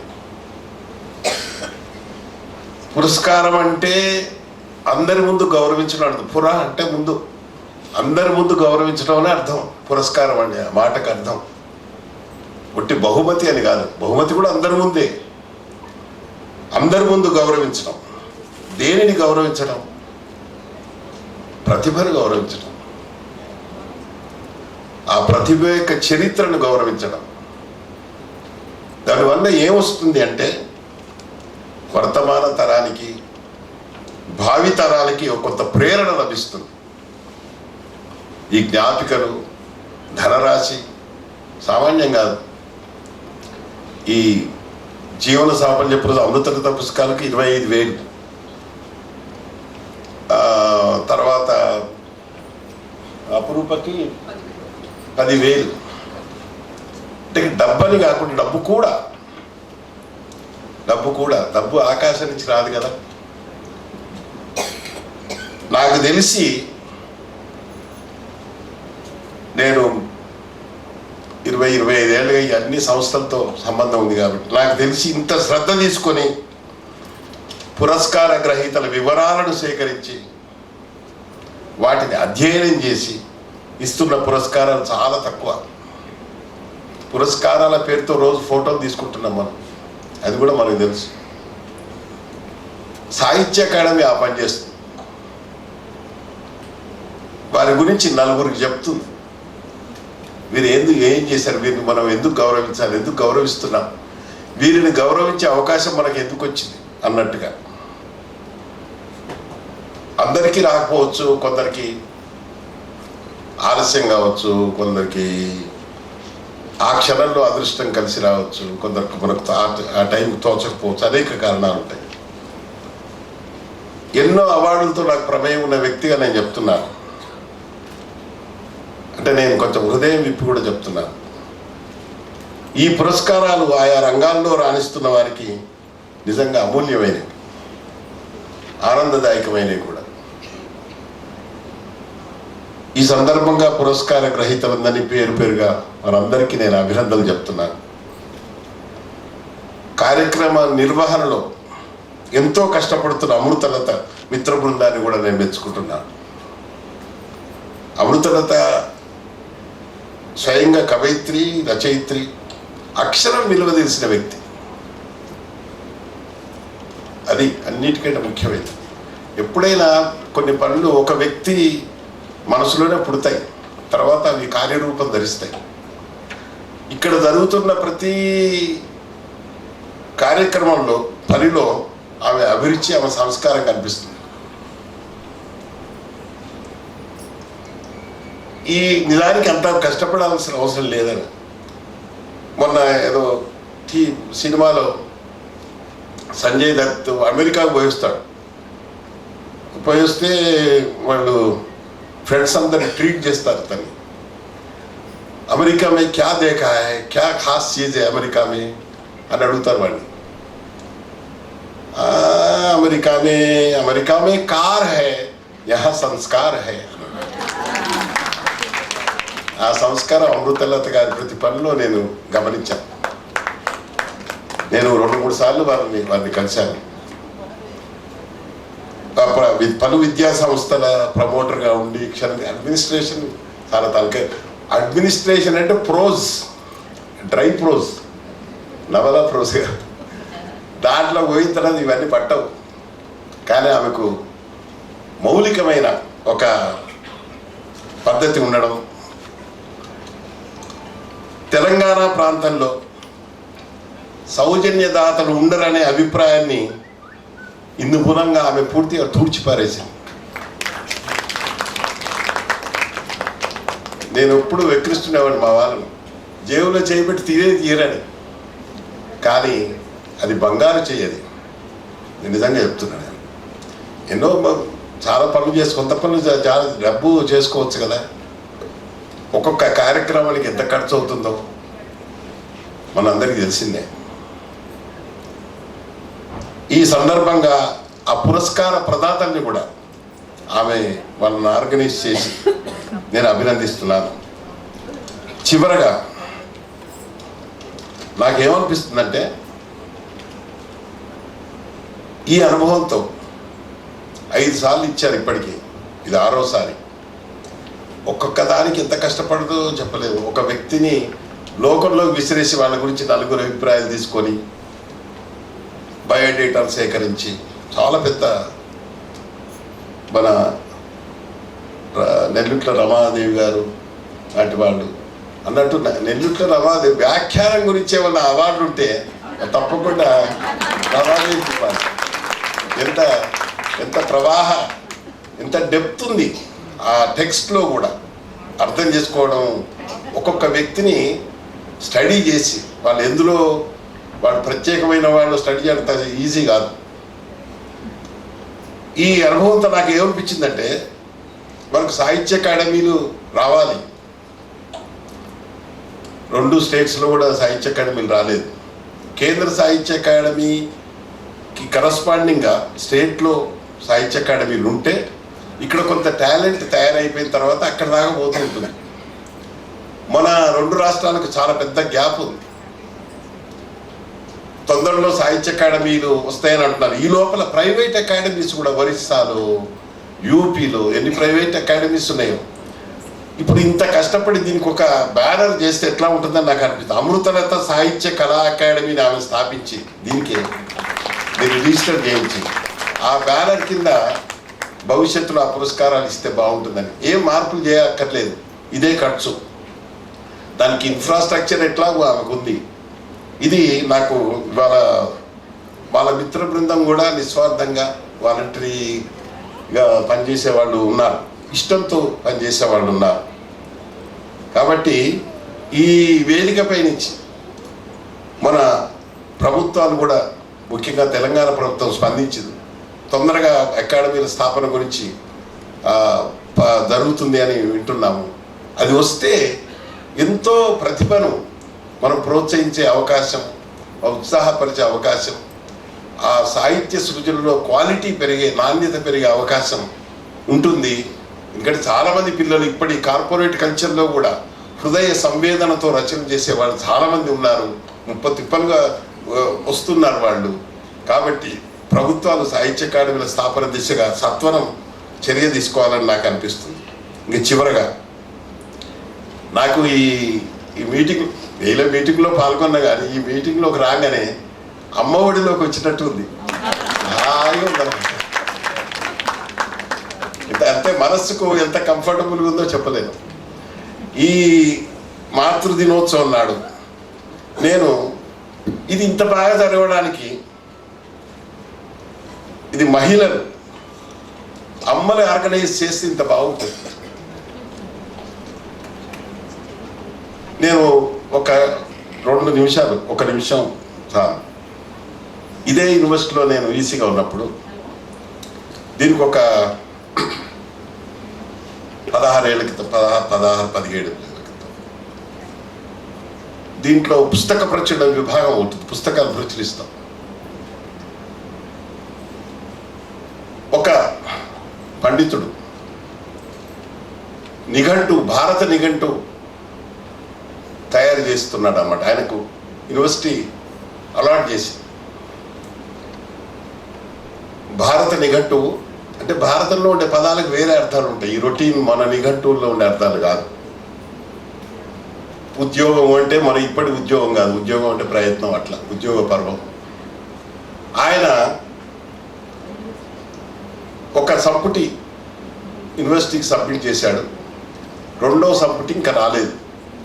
ఫైల్ వస్తే నేను దాని మీద రిమైండర్ పంపండి అని రాశాను. రాస్తే ఆయన నాకు ఒక ఉత్తరం రాశాడు. అయ్యా ఉపాధ్యక్షుల వారు, వైస్ ఛాన్సలర్ ఉపాధ్యక్షులు అని కూడా అంటారు. అయ్యా ఉపాధ్యక్షుల వారు, నా వ్యక్తిగత విషయం మీకు రాయకూడదు, కానీ నాది అశ్రద్ధ అనుకుంటారేమో అని శంక చేత నేను మీకు ఈ ఉత్తరం రాస్తున్నాను. నాకు 2 కుమారులు, 1 కుమార్తె. 2 కుమారులను ఈ స్కూల్ మాస్టర్ ఉద్యోగంతో పెద్ద చదువులు చదివించాను కానీ కాబట్టి పెద్ద ఇళ్ళలోంచి పిల్లలను తీసుకొచ్చాను. నా సాహిత్య వ్యాసంగం పట్ల వారికి సదభిప్రాయం లేదు. నిన్ననే నా 2వ కూడలు కూడా వెళ్ళగొట్టింది. కానీ నా కూతురికి, నా అల్లుడికి నా సాహిత్య వ్యాసంగం పట్ల సదభిప్రాయం కలదు. వారు కానీ నా కొరకు ఒక ఎక్స్ట్రా రూమ్ ఉన్న ఇల్లును బాడుగకు తీసుకునే స్తోమత వారికి లేదు. అంటే డిక్షనరీ అంటే పుస్తకాలు మనకు పెద్ద న్యూసెన్స్. అది రచయితలను భరించడం కష్టం. అది కానీ నిన్ననే అల్లుడు ఒక కారు గ్యారేజీ ఎక్స్ట్రా ఉన్న ఇంటిని మన బాడుగకు తీసుకున్నాడు అని ఇక్కడ వరకు వచ్చినాక ఆయనకి ఏం మనసులో ఉద్వేగం తన్నుకొచ్చిందో, ఏం బాధ కలిగిందో వెంటనే మన కోపం వస్తే వేరే భాషలో వస్తుంటుంది. ఇంగ్లీష్ బేకూఫ్ అట్లా హిందీ, ఉర్దూ, ఇంగ్లీష్లో వస్తుంటుంది. అతనికి అలా రాశాడు. ఆ ఉత్తరం ఒకటేసారి చదివాను, నాకు గుర్తుంది. ఏం రాశాడంటే ఇంతవరకు రాసి నేను 2-3 రోజుల్లో ఆ డిక్షనరీ వర్క్ మొదలు పెడతాను అని ఆయన ఏం రాశాడంటే, a son is a son until he gets married. A son is a son until he gets married, but a daughter is a daughter forever. A daughter is a daughter forever. A single father can protect his several children, but these several children cannot protect a single father. భగవంతుడు మనుషుల్ని తయారు చేసినప్పుడు ముఖ్యంగా ఆడవాళ్ళని తయారు చేసినప్పుడు కొన్ని కన్నీళ్ళు, కొంత ప్రేమ, ఇవన్నీ ఎక్కువ పాలలో కలిపి ఉంటాడు. కాబట్టి తండ్రి సాహిత్య వ్యాసంగం మీద అమ్మాయికి ఆమె, ఎందుకంటే అక్కడ ఒక మన డైలెక్టిక్స్ ఏమిటంటే, అమ్మాయి after marriage she is becoming somebody's wife, somebody's వదిన, సంబడీస్ ఇన్ని somebody's, still she remains as a daughter. కాబట్టి ఈరోజు మీరందరూ మహిళామణులు ఒక హృదయం ఉన్న మహిళామణి సారథ్యంలో నిర్వహిస్తున్న ఈ బృహత్ కార్యక్రమం ఈ హృదయం ఉన్న కార్యక్రమం, సార్థమైన కార్యక్రమం అందుకే జరుగుతుందని నేను భావిస్తూ మీకు అందరికీ నమస్కరిస్తూ సెలవు తీసుకుంటాను. ధన్యవాదాలు సార్. చాలా ఇన్స్పైరింగ్గా ఉంది. మీరు చెప్పినట్టు అక్కడ కార్లు ఉన్నాయి, ఇక్కడ సంస్కారం ఉంది అన్నట్టుగా Australian cricket player Jonty roads ఇండియాలో వచ్చి ఇక్కడ సంప్రదాయం, ఇక్కడ మమతలు, అనుబంధాలు ఇవన్నీ చూసి ఆస్ట్రేలియా వెళ్ళిన తర్వాత ఆయన తనకు కూతురు పుడితే ఇండియా అని పేరు పెట్టుకున్నాడు. అలాగే మదర్ తెరిసా చంద్రమండలం మీద కొత్తగా మానవుడు అడుగుపెట్టిన రోజుల్లో మదర్ తెరిసా అంటే అందరికీ తెలుసు. మదర్ తెరిసాను ఎవరో అడిగారట, ఒకవేళ చంద్రమండలం వెళ్ళే అవకాశం వస్తే మీరు వెళ్తారా అమ్మ అంటే, అక్కడ కూడా ఆర్తులు, రోగులు, నా సేవ అవసరమైన వాళ్ళు ఉంటేనే వెళ్తాను అన్నారు. అది ఒక ధనవంతురాలు ఒకసారి ఆమెను చూడ్డానికి వచ్చి ఆ కలకత్తా సందుల్లో ఆ రోగగ్రస్తుల మధ్య, ఆ చిన్న అనాథల మధ్య చాలా ఆమె ఎప్పుడు తనే పుండ్లను వాటిని కూడా తనే కుష్ఠరోగుల పుండ్లను అన్ని తుడుస్తూ ఉండేదట. చూస్తుంటే 1,00,00,000 రూపాయలు ఇచ్చినా ఈ పని నేను చేయనమ్మా అన్నదంట మదర్ తెరిసాతో. అప్పుడు మదర్ తెరిసా చెప్పిందట, నేను కూడా చేయను, ప్రేమ ఉంటే తప్ప అన్నది.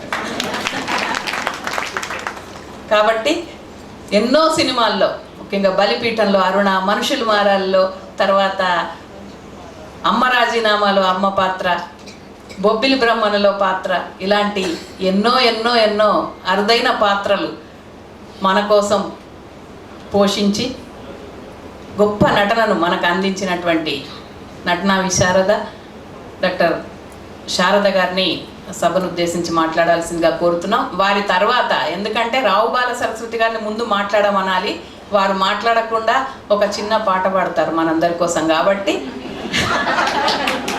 ముందుగా శారద గారిని మాట్లాడాల్సింది కోరుతున్నాను. అందరికీ నమస్కారం. ఈరోజు నాకు ఇది చాలా పెద్ద పరీక్ష. ఎందుకంటారా, నా పేరు మాత్రమే శారద, కానీ మీరందరూ సరస్వతి బిడ్డలు. అలాంటి బిడ్డల మధ్య నన్ను నిలబెట్టి ఇంత మాట్లాడమంటే నిజంగా ఈ ధైర్యం నాకు ఎవరిచ్చారో మరి నాకు తెలియదు. ఇది అమృతలత గారు ఇచ్చారేమో. సరే, నేను ఎక్కువగా మాట్లాడలేను, కొన్ని విషయాలు మరి చెప్పక తప్పదు.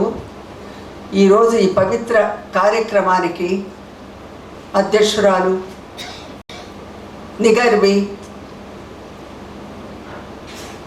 ఇక ఆమె గురించి ఏమేమి చెప్పాలో మన ప్రొఫెసర్ గారు చెప్పారు, చాలా చెప్పారు. నాకు చాలా తక్కువ పరిచయం అయినా కూడా నేను కూడా ఉన్న కొద్ది పరిచయంలో చాలా ముగ్ధురాలయ్యి, నేను కూడా ఇప్పుడే ఊరి నుంచి వచ్చి కూడా గబగబా అక్కడ పరిగెత్తి రావడం జరిగింది.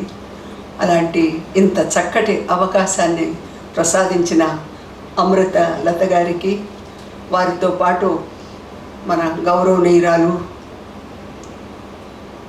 అతి చక్కగా మాట్లాడతారన్న సంగతి మీకు తెలిసి నేను చెప్పక్కర్లేదు, శ్రీమతి రమగారికి. ఇకపోతే మన ప్రొఫెసర్ గారి గురించి నేనేం చెప్పాలి, ఎంత చెప్పినా తరగదు. అలాంటి ఎన్నో వేల మందికి, లక్షలు కూడా అయినే ఉంటుంది, విద్యనిచ్చి వాళ్ళకి చక్కటి బాటను చూపించిన గురువులు వారు. వయసులో నాకు తమ్ముడు, విద్యలో వారు ఎక్కడో వారికి. ఇకపోతే బాల సరస్వతి గారు, ఇక ఆవిడ గురించి చెప్పమంటే అసలు నా పేరు కూడా సరస్వతీదేవి. ఆ పేరు మార్చడానికి కారణం ఏంటంటే ఆ తల్లిగారే. సరస్వతులు అంటే మరి నలుగురిలో మరి ఎట్లాగే కాదు, సపరేట్గా అనేసి దాన్ని ఇంకొకరు చెప్పి మా నాన్న ఓకే అనేసి శారదైనా సరస్వతి అయినా ఒకటే అనే దాని మీదనే నా పేరు, మీ వల్లనేనమ్మా నా పేరు మారింది, అది కూడా నేను చెప్పుకుంటున్నాను. ఇక ప్రభావితే మీ అందరూ తెనాలి వాళ్ళం. ఇక చాలా చెప్పాలి. ఇక ఇక్కడ ఉన్న రచయిత్రి గారు జానకి గారు ఏమిటి, ఇంకా పెద్దవాళ్ళు అందరూ పెద్దవాళ్ళు, ఎవరిని నేను ఏం చెప్పాలి. చిన్న పాప పోయి ఎవరెస్ట్ ఎక్కిందంటే నాకు అసలు నేను నిలబడలేకపోయాను. నేను చిన్నప్పుడు గోళ్ళెక్కానులేండి, గోళ్ళెక్కి దొంగతనాలు చేసి దూకేదాన్ని, అది వేరే విషయం. కానీ ఆవిడ ఎవరెస్ట్ ఎక్కింది, అది అసలు ఊహించలేని విషయం. కాబట్టి అలాంటి వేదిక మీద ఉన్న పెద్దలందరికీ, మిగతా ఈ కమిటీలో ఉన్న పెద్దలకి, ఈ రోజున ఈ సభకు విచ్చేసిన ప్రముఖులు, గౌరవనీయులు, పూజ్యులు, సోదర సోదరీమణులు, పత్రికా విలేకరులు, ఎలక్ట్రానిక్ మీడియా అందరికీ నా కళాభివందనాలు. ఈరోజు ఈ ఫంక్షన్ మదర్స్ డే అని ఇంగ్లీష్లోను, తెలుగులో ఏమిటి, మహిళా దినోత్సవం, మాతృ దినోత్సవం. ఓకే, మాతృ దినోత్సవం. దాని గురించి మాత్రం, ఆ మాతృ అనే మాట గురించి మాత్రం 2 మాటలు చెప్పి నేను ముగిస్తాను. నేను జీవితంలో మాతృరాలు అవ్వలేదు, జన్మనివ్వలే. కానీ జన్మనిస్తే 1, 2, 3 బిడ్డలు, జన్మనివ్వని ఒక మహిళకి అందరూ బిడ్డలే. అలా ఆ ప్రేమని పొందుతూ ఈ రోజున శారద ఇంకా నువ్వు అలా ఉన్నావనంటే దానికి కారణం అంతా మీరే అని చెప్పుకోవడానికి నేను చాలా ఆనందిస్తూ గర్విస్తున్నాను. కానీ ఆ మాతృమూర్తి అమ్మ అని అంటే దాని యొక్క విలువేమిటి, దాని యొక్క ముఖ్యత్వం ఏంటి, అసలు అవన్నీ నేను పొందానండి. మా తల్లి దగ్గర నుంచి నేను పొందాను. ఈ రోజున నేను 1:30 midnight 1:30 2 o'clock మెలకు వస్తే ముందు నా తల్లిదండ్రులకి నమస్కారం చేసుకునే నేను దైవానికి నమస్కారం చేసుకుంటాను. నేను బాగా ఈ పాత ఆచారాలు కలిగిన ఒక కుటుంబంలో పుట్టాను. 14 ఏళ్ళైతే పెళ్ళి, 15 ఏటన కనపోతే వాళ్ళు ఎందుకు పనికిరారు, ఆ కుటుంబానికి మంచి పేరు ఉండదు. అలాంటి ఒక బ్యాక్గ్రౌండ్లో పుట్టిన ఈ శారదో సరస్వతో, ఇంట్లో పాప అని కూడా పిలుస్తారండి, ముందు ప్రారంభమైంది. మా ఇంట్లో కూడా ఈ కళలకి ఏ సంబంధం లేదండి. కానీ అప్పుడు నా కాళ్ళు కొంచెం వీక్గా ఉండటంతో డాక్టర్ చెప్పాడు, కాళ్ళకి కొంచెం బలం కావాలంటే ఈ అమ్మాయికి ఎక్సర్సైజ్ కావాలి. ఎక్సర్సైజ్ అంటే డాన్స్ అలాంటివి అయితే బాగుంటాయంటే అక్కడ లంకా సూర్యనారాయణ గారిని వేసి వారు ముందు నాకు కూచిపూడి డాన్స్ నాకు 6వ ఏటన ప్రారంభించారు. అది నా జీవితంలోకి, ఆ కళ నా జీవితంలోకి వచ్చిందో నేను కళలోకి నేను వెళ్ళాను. మరి అది నాకు ప్రారంభం, నా జీవితం. అక్కడి నుంచి డ్రామాలు. మా ఏరియాలో మరి డ్రామాలు అంటే గవికరం స్త్రీలు దొరకరు. కాబట్టి ఈ అమ్మాయి బాగానే ఉన్నదని మెల్లిగా చిన్న దాంట్లో ఆఫీసర్స్ డ్రామాస్ వేసి ఎప్పుడప్పుడు 13 ఏళ్ళు 14 ఏళ్ల పిల్లకి ఒక చీర కట్టించేసి ఏదో చేసి అసలు యాక్ట్ చేయించేవాళ్ళు వాళ్ళు. అప్పుడు మా అమ్మమ్మ అక్కడ కూర్చునేది, ఆయన ముట్టుకోకూడదు కానీ ప్రేమ లవ్ సీన్ అంట. ఆహా, ఏదో పేరు లత, నిన్ను ప్రేమిస్తున్నాను, ఆయన చేతులు ఇక్కడ పెట్టుకుని చెప్పాలి, లేకపోతే మా అమ్మ యాక్ట్ చేయనిచ్చేది కాదు. ముట్టుకోవడం అంతా కుదరదు, దూరంగా ఉండేదని చెప్పాలి డైలాగ్స్. ఇట్లాగంతా చేసిన ఇదిలో మా అమ్మకి ఎలా కలిగిందో నాకు తెలియదండి. ఇప్పటికీ ఈ ప్రశ్నకి సమాధానం దొరక్క నేను ఇప్పుడు ఆలోచిస్తూనే ఉన్నాను. నాలో ఏమి చూసి మా అమ్మ ఈ రంగానికి నన్ను ప్రోత్సహించారు. ఏమి గొప్ప అందగత్తినా, గొప్ప పర్సనాలిటీయా, ఏం లేదు. కానీ తన కూతురు ఏదో పెద్ద నటి అవుతుంది, పెద్ద ఇదో స్థాయికి వస్తుంది అనే ఆ నమ్మకం ఎవరు ఇచ్చారో ఎవరో తెలియదు, ఆ భగవంతుడు. మా నాన్న ఒప్పుకోలే, తప్పు, అలాంటి ఆలోచనలు తప్పు అని అంటే, లేదండి మన అమ్మాయి మంచి ఆర్టిస్ట్ అవుతుంది, మీరు నా మాట వినాలని ఎలాగో ఒప్పించి మొత్తానికి మా నాన్న, మా అమ్మ, మా అమ్మమ్మ అందరూ కుటుంబ సమేతంగా వెళ్ళటం. ఆ తర్వాత వారు చెప్పినట్టు అన్నీ చెప్పారు నా గురించి, అన్ని విషయాలు, రక్త కన్నీరు అవన్నీ ఓకే, అన్నీ జరిగిపోయినాయి.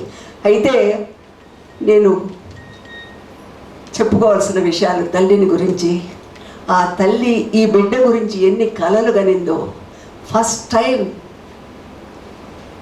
ఒక మలయాళం పిక్చర్ సెకండ్ బెస్ట్గా వస్తే జాకిర్ హుసేన్ గారు ప్రెసిడెంట్, అది నేను ఫస్ట్ ప్రెసిడెంట్ దగ్గర నుంచి తీసుకున్న అవార్డ్ యాజ్ ఎ హీరోయిన్. దాని తర్వాత as a best actress Urvashi award, దానికి పేరు పెట్టారు. అప్పుడు ఊర్వశి అవార్డుగానే ఉండేది అది. అప్పుడు గిరిగారు మాట ప్రెసిడెంట్. అది అందుకుంటూ ఉండగా మా అమ్మ కూర్చుని ఆడిటోరియంలో కూర్చుని ఒకటే ఏడవటం, మా అమ్మ సంతోషం. తర్వాత నేను వచ్చిన తర్వాత నన్ను ఇలా పట్టేసుకుని ఆమె ఏడుస్తుంటే నాకు కళ్ళ మండిటి వచ్చేసి, ఆమె ఏమైతే ఊహించారో అంటే ఇంత కాదు న్యాయంగా ఊహించింది. తను ఊహించిన దానికంటే ఎక్కడికో వెళ్ళింది తన కూతురు అన్న ఇదిలో. ఆ రోజున సంతోషంతో నన్ను అక్కడే ఇలా పట్టుకుని ఆవిడ ఏడుస్తుంటే నాకు చాలా సంతోషం, నేను ఏడ్చేశాను. అదండి అమ్మ. అమ్మ ఆశీర్వాదం, అమ్మ ప్రోత్సాహం, అమ్మ ప్రేమ అవన్నీ నేను పొందాను. అక్కడితోనే కాదండి, ఇంకా చాలా ఉన్నాయి. అన్ని సర్వం నాకు మా మదర్, అలాగే మా ఫాదర్ కూడా చాలా. ఇందాక వారు చెప్పారు మగవాళ్ళ హృదయంలో కూడా తల్లిని చూడాలని, కానీ అది కూడా నిజమే. మా ఫాదర్ కూడాను చాలా చక్కగా నన్ను ఇచ్చేశారు. ఆ తర్వాత మళ్ళీ ఇంకొక సందర్భం ఉండి, ఈ నరకం ఎవ్వరికీ రాకూడదండి, ఈ నరకం ఎవ్వరికీ రాకూడదు. అంత జీవితాన్ని, నా జీవితాన్ని అంత ఇది చేసిన నా తల్లి చావు బతుకుల్లో మంచం మీద ఉంటే, అదే టైంలో షూటింగ్, మన కామేశ్వరమ్మ గారు రాసిన న్యాయం కావాలి షూటింగ్. నేను ఫస్ట్ టైం లాయర్గా యాక్ట్ చేయటం నాకు చేత కాదు. నాకేంటి, మనకి అవార్డ్స్ అన్నీ వచ్చినాయి, ఓరోస్ అవార్డులు, అలాంటి నేను ఈ క్యారెక్టర్ చేయలేకపోయాననే పేరు వస్తే ఏమైపోతుంది, నేనే తలెత్తుకోగలుగుతానా అనే పట్టుదల. కానీ నా ఎదురు యాక్ట్ చేసేది ఎవరు? కళా వాచస్పతి జగ్గయ్య గారు. వారి ముందు వారికితో పాటు సమంగా డైలాగ్ చెప్పి మెప్పించాలంటే ఇది ఎలాంటి విషయమో కొంచెం మీరు ఆలోచించండి. అలాంటి టైంలో మా మదర్ ఎనీ మూమెంట్, ఎప్పుడు పోతారో తెలియని పరిస్థితి, ఆ వార్త ఎప్పుడు వస్తుందో నాకు తెలియదు, నేను వినబోతున్నాను, షూటింగ్ ఆపడానికి వీల్లేదు. అలాంటి పరిస్థితిలో ఎలా జరిగిందో ఆ తల్లి అక్కడ కూడా ఉండి ఆ బెడ్ బెంచే నన్ను ఆశీర్వదించింది అనుకుంటాను నేను. లేకపోతే ఆ క్యారెక్టర్ నేను చేయలేనండి, ఆ కష్టం ఆ క్యారెక్టర్. అది ఆ విధంగా ఆ షూటింగ్ అంత నరకం. ఓ పక్క క్యారెక్టర్తో ఫైట్ చేస్తూ ఈ ఒక మానసికమైన ఇక్కడ అవుతే, అటు తల్లి ఒక ఈ వార్త వినాలి, ఎలాగుంటానో ఎప్పుడు వింటానో అసలు అది ఆలోచిస్తే ఈ రోజుకి నేను వెళ్ళి అది ఫినిష్ చేసుకుని వెళ్ళి చూస్తే మా మదర్ పోతే నేను ఒంటరిగానే ఏడ్చాను. నాతో ఏడవటానికి మా అమ్మ లేరు, షూటింగ్ అయి వెళ్ళేప్పటికీ పోయారు. అది మదర్. అలాంటి మదర్ అందరికీ ఒక్కొక్క మదర్ ఒక్కొక్క రకంగా బిడ్డల్ని పెద్ద చేసి వాళ్ళ భవిష్యత్తుని చూడాలి, వాళ్ళు ఎంతో స్థాయికి చూడాలని దాదాపు తల్లులు అందరూ కూడా అలాగే ఉంటారు. ఈ రోజున మిమ్మల్ని అందరిలోనూ మదర్ని చూస్తున్నానండి, ఎంత చక్కగా మీరు అలంకరించుకున్న ఆ డ్రెస్ నేను చాలా రోజులైపోయింది ఈ విధంగా. ఇప్పుడు లేదు, ఇప్పుడు చాలా రకరకాలుగా తయారయ్యారు అనుకోండి. అది నేను ఒక మహిళగా ఇంకొక మహిళ గురించి తప్పుగా మాట్లాడకూడదు, కానీ వారు చెప్పారు అక్కడ కార్లు ఉంటాయి ఇక్కడ సంస్కారం ఉంటుందని. అలాగే ఈవెన్ వివేకానందులు వారిని కూడా ఎవరో అమెరికన్ అడిగారంటే, ఏమిటి మా రాజ్యంలో మేము ఒక లేడీ దగ్గర షేక్ హ్యాండ్ అంటే చేయిస్తుంది, మేము చేయి ఊపుతాము, మీరు దేశంలో ఏంటి మహిళలు చేతులు ఇవ్వరేంటి అని అంటే ఆయన అన్నారట, మీరు ఎలిజబెత్ రాణి దగ్గరికి వెళ్ళి చేయి ఊపితే జాపితే ఇస్తారా? ఇవ్వరు కదా. అలాగే మా దేశంలో ప్రతి ఒక్క మహిళ అని అన్నారు. ఏమండి, అలాగే ఇంకా పోతే డాక్టరేట్ అనే విషయం చూద్దాం. అదే అవార్డులు, ఇదే యూనివర్సిటీలో నాకు డాక్టరేట్ ఇచ్చారు.